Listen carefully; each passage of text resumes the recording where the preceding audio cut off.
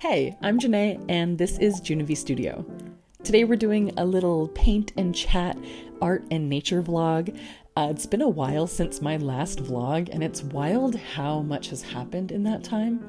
But before we get into it, I'd like to share that I started a Patreon. Patreon is a platform that offers subscription-based membership, and you can either join as a free member or you can subscribe to one of my paid tiers, each of which have different rewards. Currently, I am offering a quarterly postcard print, and I'm excited about extending my rewards to include exclusive videos, monthly postcard prints, stickers, and more. Thank you so much to those that have already joined. You are all part of the Cool Kids Club. Welcome. If you also want to be part of the Cool Kids Club, check it out at the link below. Anyway, so much has happened, and I feel a little weird trying to go all the way back and update you and give you all the details of everything. So we're just going to stay on topic. Today's topic is self-compassion, and I think it could potentially save your life. Am I being dramatic? No, I genuinely believe this is maybe the most underrated, not talked enough about life hack.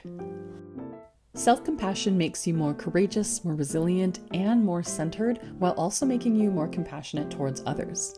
If you consider yourself to be a mindful person, self-compassion takes that mindful awareness to a whole new level and quickly levels up your emotional maturity.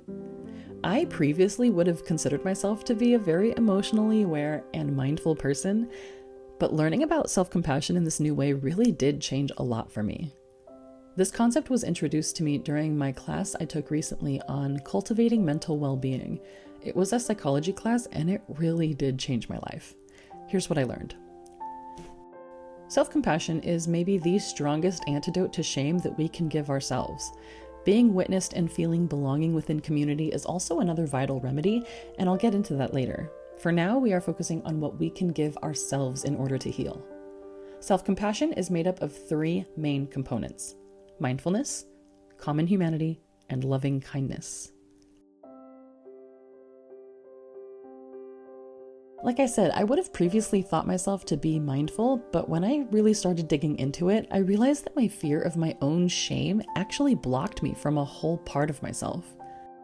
I knew that I still had unresolved shame inside, but I didn't realize how much or how deeply it impacted my life.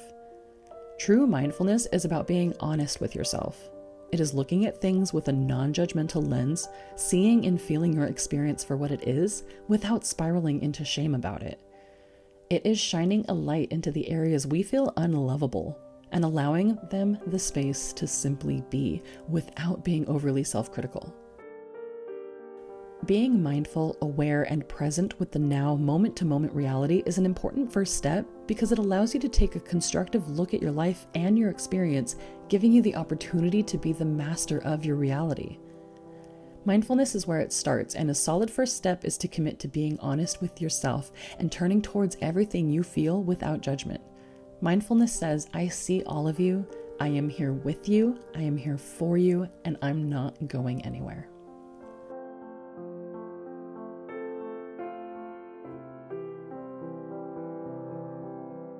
Common humanity is the awareness that our experiences are more similar than they are different.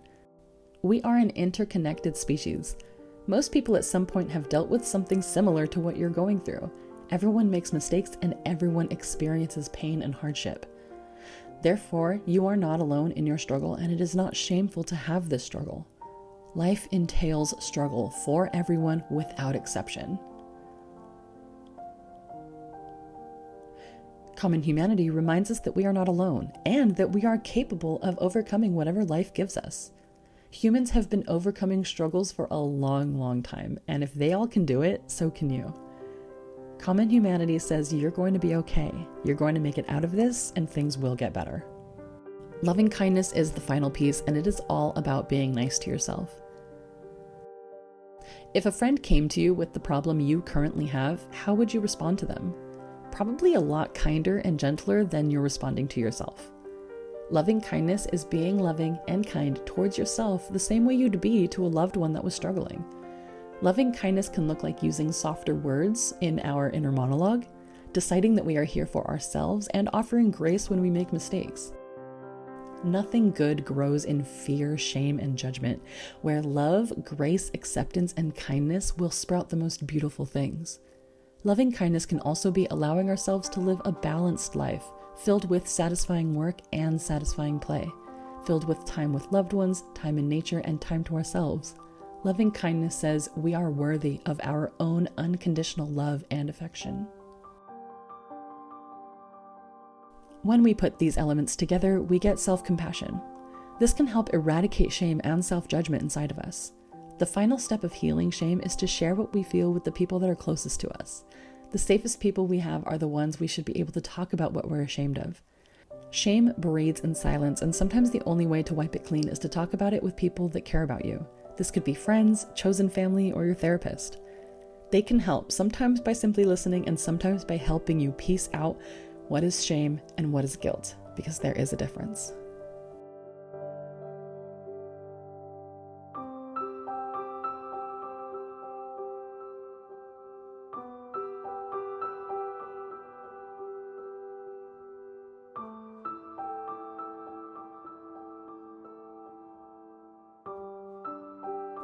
Shame is non-productive because it puts us in a fight, flight, fawn, or freeze state. It cripples us to making decisions and blinds us from the truth. It tells us to hide, isolate, and otherwise make ourselves smaller. Shame is self-centered and leads to self-protection. Guilt can be productive because it allows us to look outside of ourselves and see how we may have caused harm. Guilt is other-centered and leads to making amends, repair, and personal growth. Guilt says, I did a bad thing, where shame says, I am a bad person. These often get conflated together, probably because feeling guilt is such a slippery slope to feeling shame and harsh self-judgment. When approaching guilt, mindfulness steps in to recognize that there was harm done, mistakes were made, and you feel bad about it, while also staying mindful of alternative perspectives, not letting us fall down a rabbit hole of blame of others or ourselves, and maybe even being aware of the beliefs that led to the harm. That way we can know how we might possibly learn from the situation. Common humanity comes in to remind us that everyone makes mistakes and has the opportunity to learn from them and do better. We are all interconnected, and you're not alone. Loving kindness comes in to soothe you, comfort you, as well as make you feel safe in your ability to constructively form a new understanding of something. This loving kindness can then have the opportunity to reach out and offer loving kindness to others. Maybe you have the opportunity to make amends or attempt repair where the harm was done. Or maybe you learn and do better next time. Maybe you share what you learned so others can learn from you. You offer yourself self-forgiveness, remembering not only that you are not entitled to someone else's forgiveness, but also that it is not necessary for your own self-forgiveness. And we are obviously leaving room here for so much nuance within this topic because there are infinite ways that this can present in someone's experience.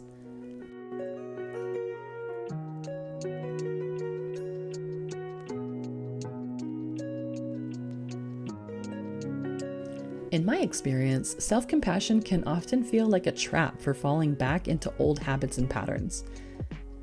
But that's why the mindfulness piece is important, because it is going to take real hard honesty to consistently make the choice over and over again to not do the same thing you've always done. Or to be able to recognize if you're making excuses, procrastinating, or self-sabotaging in some other way. It is going to take hard work and dedication to remind yourself over and over that you're trying something new. And each time that happens, you have to be able to roll with it, make the change, and move on. If you're successful, you may feel a sense of accomplishment, which is important to notice when you're first starting out. It's important to feel like your efforts are leading somewhere great, and that each step you take, no matter how small, is the definition of success. And if you're unsuccessful, then self-compassion helps with that too. It reminds you that you're not a failure, you're human, an intriguing, complex, fascinating, and powerful human. Perfection is a lie, change is hard, and being hard on yourself about it isn't going to make anything easier. Self-compassion can also feel difficult because it doesn't necessarily feel rewarding right away. It feels like surrender and softness. It feels like nothing when what you're used to is shame, spiraling, panic, anxiety, overthinking, intellectualizing, and even manifesting. Or it can feel trite, cliche, pointless, or even childish if you're used to more disciplined ways of dealing with failure. Or if you're used to dissociating from the pain you're feeling, it can feel overwhelming and heavy. I'm not sure if it ever really feels highly rewarding in the moment, but what it does is it helps balance the shame-induced stress response you get when you make a mistake, are unsuccessful, or are dealing with hardship. Over time, you'll start noticing yourself feeling pretty okay with the way that you are, the way that you're showing up, and the way that you make mistakes and learn from them. The way you are flexible, graceful, and compassionate towards others will also improve. By being a better friend to yourself, you will become an even better friend to those around you. The ways your life will improve depends mostly on how shame affects your life. For me, it held me back from my truest forms of self-expression. It held me back from being able to be truly authentic, from advocating for my needs, and from believing in myself. So this is why I say self-compassion could save your life. Because you might not even know the ways that shame is affecting your ability to live fully. I think the biggest benefit to cultivating self-compassion is that it makes you a more capable, resilient, safe, emotionally intelligent, mindful, and kind individual, which reflects back in your community in such a profound way. Being witnessed in community is something we all need as humans. This includes not only being witnessed in our triumphs, our accomplishments, our joy and celebrations, but also being witnessed in our most vulnerable states. When we're sad, when we're angry, when we're grieving, when we are frustrated with ourselves or frustrated with each other. As humans, we need to feel connected to something bigger than ourselves, but also to something in which we feel we are a vital part. We need to feel a sense of belonging. Developing your self-compassion makes you more compassionate towards others, and in the face of conflict, this makes you much more effective at finding common ground, finding solutions, and growing together. As a species, we will never stop making mistakes, but we can change the way we deal with them. This is how we build resilient and robust communities filled with people that trust each other. Self-compassion that blossoms and spreads into community compassion is what the world desperately needs right now, and it all starts inside each and every one of us. If this is something that you want to dig deeper into for yourself, this is the book that we used in my class, and I highly recommend it. It offers exercises and prompts to help you through these concepts, and I found it to be exceptionally helpful.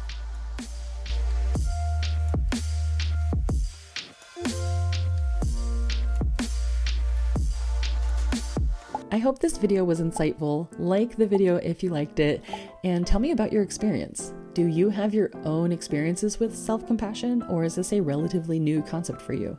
Let me know. I'd love to chat about it. Don't forget to check out my Patreon for some cool goodies, and I'll see you in the next one. Bye!